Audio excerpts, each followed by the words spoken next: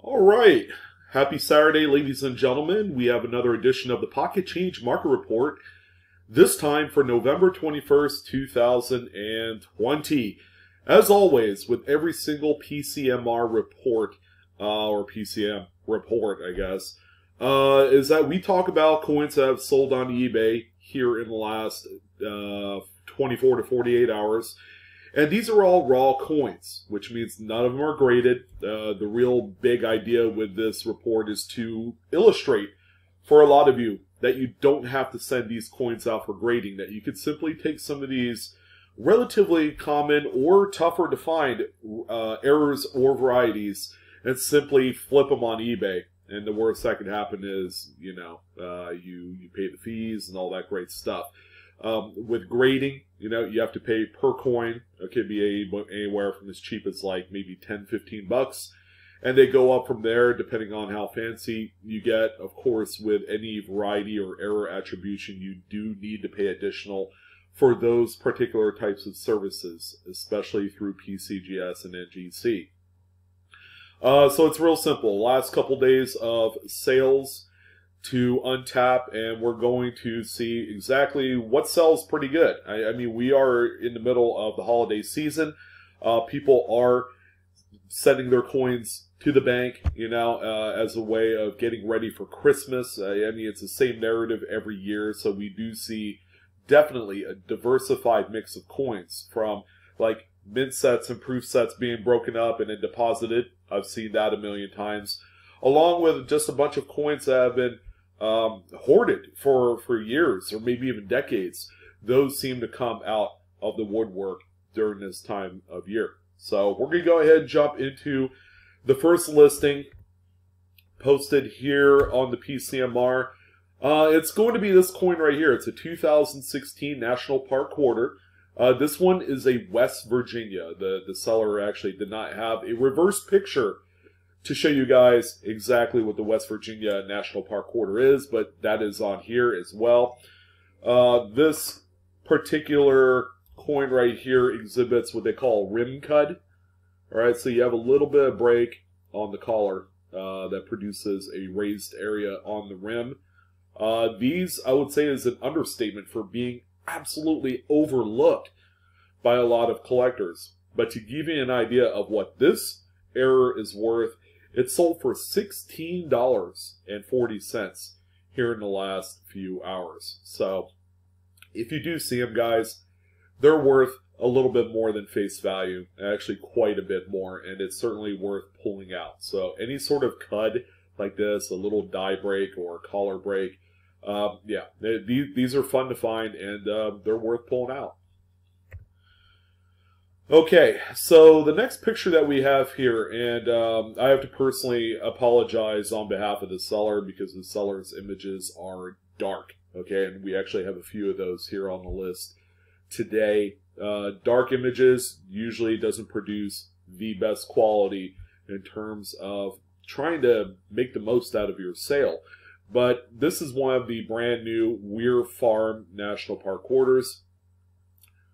This one is also a West Point minted example too, so that's worth noting. You can actually see the V75 privy mark on the obverse of this coin, even with the darkness of this particular image. But what we have here is one of those strike-throughs. I keep telling you guys, the quarters of this year, especially the American Samoa and the Weir Farms, have a myriad of issues. And believe it or not, a lot of them do go for quite a bit of money on the secondary market, only because it's unprecedented with the increase in production of coins this year to combat whatever coin shortages existed at the time. Obviously, quality falls through the cracks, and this one right here has this ridiculously sized strike-through error on the obverse of the coin. That the seller did use a stock photo for the reverse. Again, if you're going to sell these coins, generally you'll want a full obverse and a full reverse image into your listing, along with the best close-up that you could possibly make of the area in question. Okay, your coins will sell for so much more, and given the most amount of information to a prospective buyer is important in this case. Now this one right here, a best offer was accepted south of $79.95, probably like 50 bucks if I had to guess. Some of you, if you have the capability of untapping like Watch Count or one of those sites to look at best offer sold sales prices, you could do that as well. So one of my favorite things to do is to cherry pick some of these lower graded Buffalo nickels. Okay, so this one is in 1921. Okay, it's a welcome sight as you're going through nickel lots. For the most part, 1921 is not one of those very rare dates, unless it had a mint mark on there. This is a Philadelphia struck example. But it's not a 1930s Buffalo, which we're accustomed to seeing quite a bit. These right here, on certain select dates, have something called a two feather, okay, which is an over polishing of this area right here where you see my mouse pointer. There is usually a third feather, which is the normal design look. This particular coin right here is missing the third feather, so these are affectionately referred to as a two-feather Buffalo nickel. They're very collectible. There's probably maybe 7 or 8 various dates pre-1930 that you could find two-feather Buffaloes, and they're all desirable. The higher the grade, the more they're worth. Okay, these are very, very well collected. This particular example sold for $22.95. Again, this is a coin that if you were going to look through, you know, a batch of cull nickels or low-grade stuff with a partial date, okay, these sell for about $1, maybe a little bit less than that. So this is a pretty nice return. Keep in mind as you're cherry-picking some of these lots. All right, so what we have up next here is a 1972 Lincoln Memorial cent. This one right here is a date that most of us know that there could be some pretty special double die obverses. There's about a dozen or so for this particular date that are all notable. I would say about 9 or 10 of them are in the Cherry Picker's Guide. And then there's a couple really major ones that are worth quite a bit of money. Now this one right here is FS103. So it's double die offers, variant number 3 in the Cherry Picker's Guide. And to give you an idea of what this looks, here is Liberty. You can see the doubling. The secondary doubling of the L, the bottom of the I, and you can certainly see it in the B and E. But the real strength is going to be in the motto, "In God We Trust." So you can see a lot of this spread right here, which is just very unmistakable. And then with a few of the die markers, you can easily tell what this particular DDO for 72 is. So these things are all over the place. If you're on the East Coast, make sure you look up close at every 1972. If you could see it with the naked eye, you're probably fooling yourself, unless it was DDO number 1, which is the strongest out of all of the 1972 doubled dies. I would recommend that a great powered magnifier, something 8 to 10 times power, is going to be important if you want to see these DDOs up close. If you need them, I have them for sale down below in my description box via the Amazon links. I do get paid a small commission for each one I sell. But, you know, for like $6 to $10, you could get a really serviceable magnifier. Once you begin to see these varieties with this power of magnifier, nothing else will matter. All right, so the most significant varieties are the ones that you could see under an 8 to 10 times power magnifier. This particular coin, by the way, is sold for $18.80. All right, so in its current condition, that is what it's worth. Okay, so we have a 1965 Lincoln Memorial cent. As you can see, a great big old bite was kind of missing over here.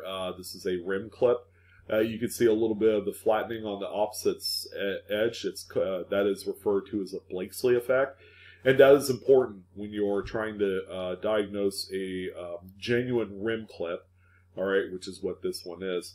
This one right here is sold for $13. It may not look like much. It may look like damage to a lot of people, but rest assured, these are sought after, okay, and people are paying this kind of money for it.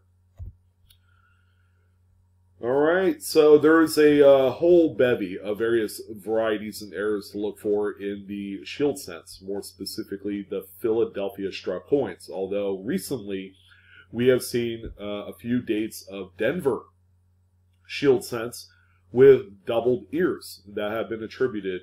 Those are spectacular, so if you're on the West Coast, make sure you look out for that.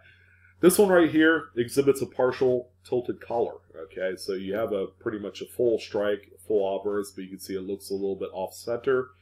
And with that being said, on the edge you can see kind of like that railroaded rim or edge where the collar had tilted. It wasn't completely seated up correctly to the coin when the coin was being struck. All right, so that's what this one looks like, and this one sold for $15.50. Pretty nice find, and these exist all the way up to 2020. So they are commonplace, and they're worth about 10-20 bucks a pop every time you find one.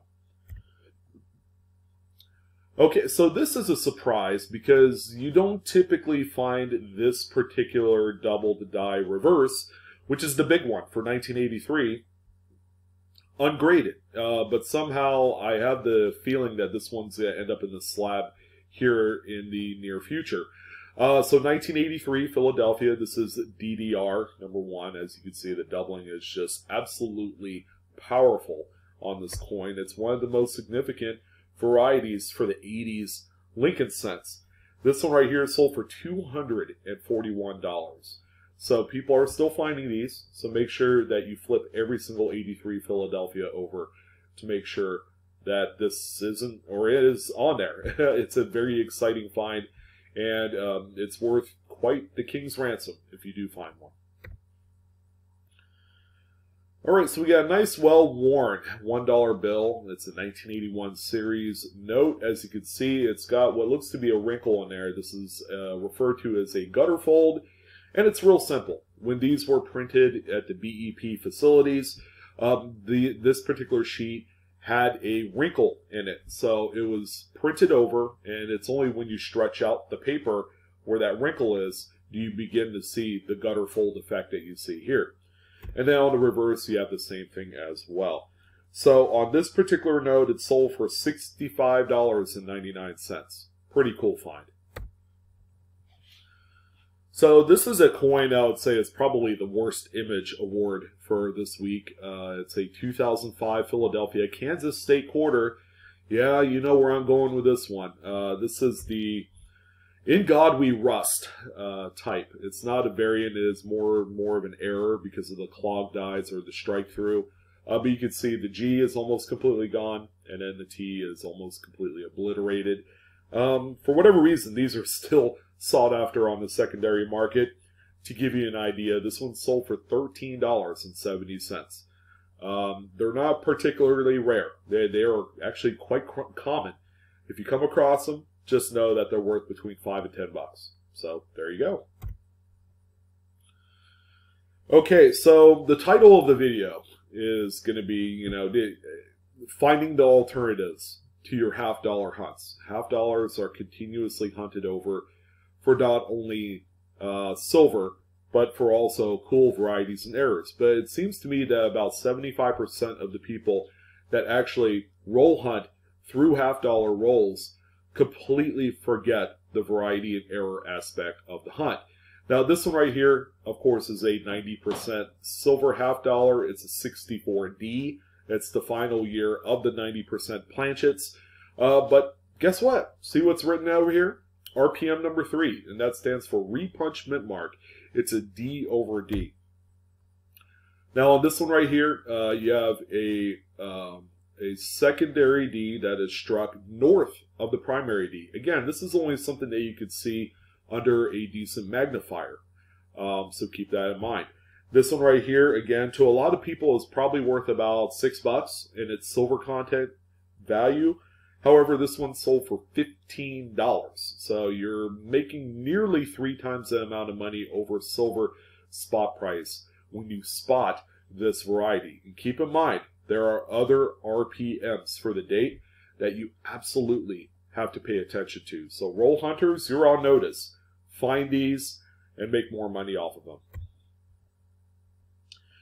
Okay, so we haven't talked about a silver certificate in quite some time, but we have a 1935 E series $1 silver certificate. Now, the reason why that this one is notable is that it has a pretty well misaligned third print. So the serial numbers and the blue treasury seal are all shifted to the right. Okay, so when you have things like this, and these things are usually overlooked, not only in older notes like this, which we don't see too often in circulation, but also on regular Federal Reserve notes as well.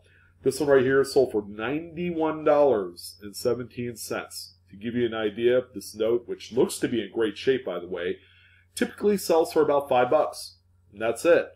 So it's a heck of a return on something that, you know, if you take a second look, you're like, oh wow, that third print is very well shifted. And what people like is when the third print is overlapping some of the first print features.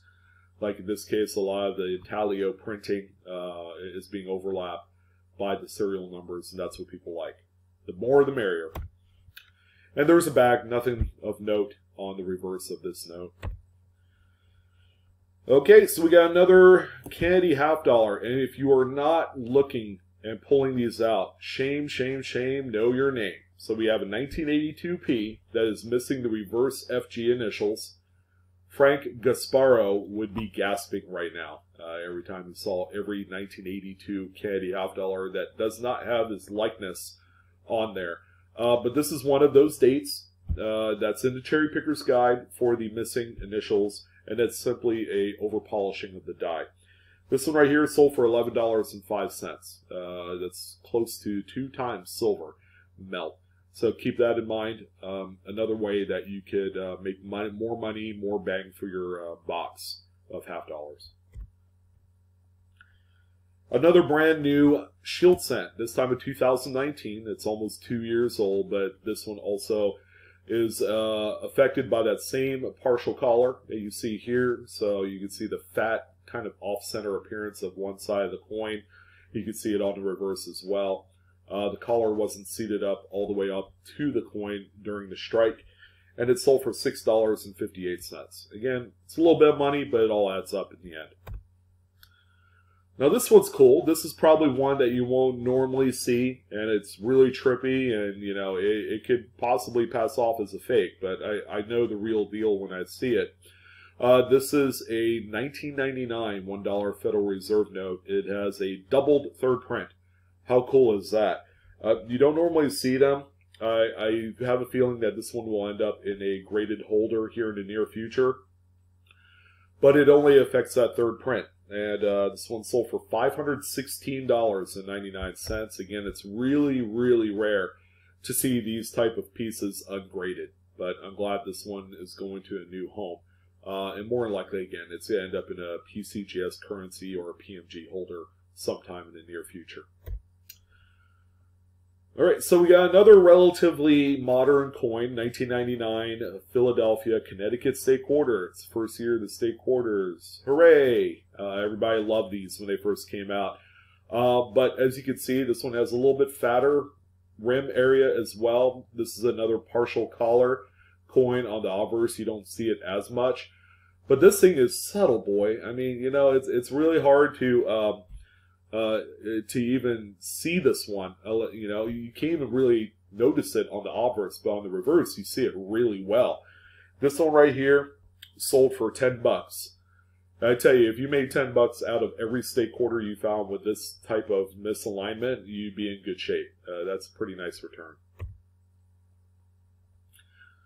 All right, so this one I would have to say is probably, excuse me, the coolest looking half dollar so far this week. It's a 1983p, so it's not really a desirable date on itself, but if you could see on the obverse, it has some pretty nice die clashing right there. Just really, really attractive overtones of that the clashing. You can see a little bit too on the reverse here, coming off the wing and behind these lines here, and then even in the fields.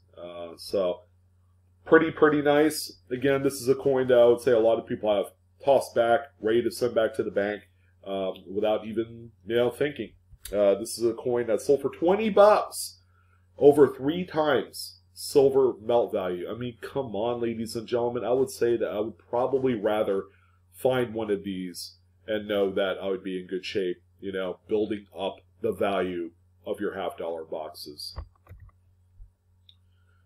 One of my favorites, 1960D Lincoln Memorial Cent. The date in itself with the mint mark, and as long as it's the large date, there is a bunch of varieties, not only RPMs, but doubled dies to look for in this date. It's a very special date, and I think a lot more people are paying attention to it too.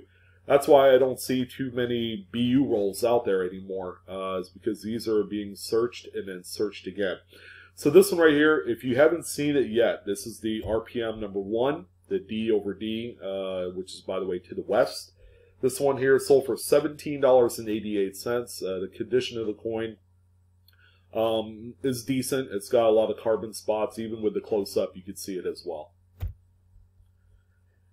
Here's another dollar bill, Federal Reserve note. This time it's completely missing the third print on the front, and instead it was inadvertently printed on the back of the note. Oh, crazy. What's even more crazy is this note has seen more than its fair share of circulation, which I cannot believe for the life of me if anyone ever found this, that they would know something is up. I mean, it's crazy. You can see, the numbers, the district seal, the green seal, and then the serial. 2 sets of serials on there. Really nice, notable find, and it sold for $163.50. That's a lot of money, and yes, it's worth every penny as well. We got another rim clip, this time on a 1966 Jefferson Nickel. You can see the Blakeslee effect on the opposite side, so you know it's legit. This one right here is sold for $12. It needs no other explanation. And another rim clip, this time on a silver 90% Roosevelt dime, 1964D. And I'm going to tell you guys the same old story.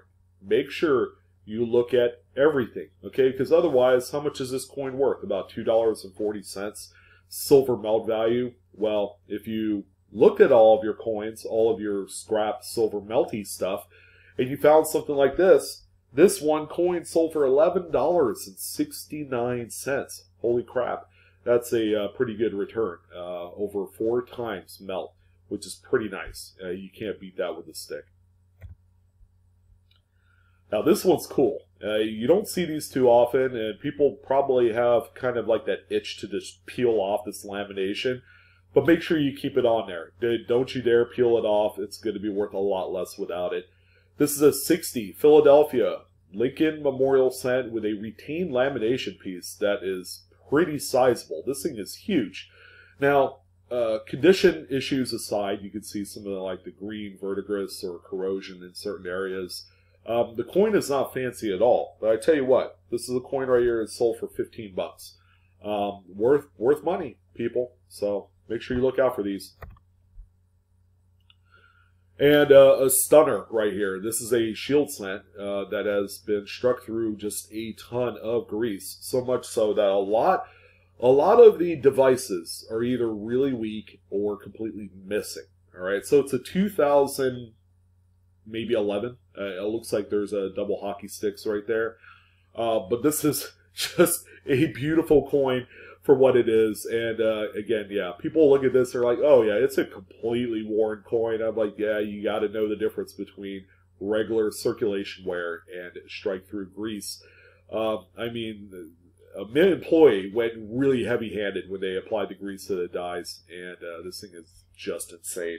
It sold for 150 bones, ladies and gentlemen. If you can believe that, $150 for this relatively new Lincoln Shield set. I think I've seen it all, and this one is just added to the lore of crazy finds on eBay. All right, another newish Lincoln cent. This one is a 2003. It's got again a misaligned die, or actually not misaligned die. This one has a partial collar as well, a little bit off center. And then on the reverse, it has kind of like a rim fin, which is pretty neat. Keep in mind, this is also a copper-coated zinc coin. All right, so you're going to get areas of zinc exposure right near the anomaly. This one right here sold for $21.50. This is a very extreme case of a partial collar. You don't see them this nutty. Okay, I can tell you this right now. This coin right here is actually quite common to find, especially for you folks that are on the East Coast. Okay, so this quarter, obviously we don't know the date because of the big old hunk of blob right here on the obverse. What that is it's a huge die break, also called as a cud. Okay, and you know it's correct because on the opposite side on the reverse, you have a ton of weakness. So when that piece of die had fallen off at one point, ironically, it's on the date. You won't even know what the date is. But when that piece of die fell off, and it struck all of these coins, and it struck a lot of them because this is a very common cud. The area in which the die piece was missing, okay, will have no pressure whatsoever. So it's just going to look like a blob. And this one right here still sold for 75 bucks. Yes, for being common. And some of you will probably say, well, it's not common at all. I've never seen one. Well, do you check your quarters? Because there's a lot of cuts to be found all the way up through the state quarters. West Virginia comes to mind, and so does, what is it, North Dakota, I believe? Yeah. Brand new American Samoa quarters. I'm telling you, this is still the hot stuff. So for those of you on the East Coast, you're looking to pick up some extra money. These quarters, it's like playing with house money. And you're going to have the best chance at finding some pretty crazy strike throughs and just overall mint mistakes this year, especially with the ramp up in production. So what we have here is a pretty nice sized strike through on the bat face, and then you have all these little feeder finger scrapes as well on the back. All right, you put 2 and 2 together. This is a coin that sold for $54.20. Try contesting yourself, okay, and going and buying. If anything, buy a few rolls, because I know coin shortages are still being represented at a lot of the major banks and restaurants and stores. Go ahead and grab a few rolls, if you could, and try and look for things like this. You will be not only impressed, but you will be certainly surprised by how much the secondary market has really embraced these errors here as of late. I love a really nice looking off-center coin. Now this is a 1986p. It's what I would call a tougher date. People do collect these by date, and there are just certain dates that are more tougher to find than others. Okay, so we have this one that entered the market about a week ago, and it finally sold in the amount of $153.95. Keep in mind that a full date and a mint mark are all paramount in the valuation of these coins.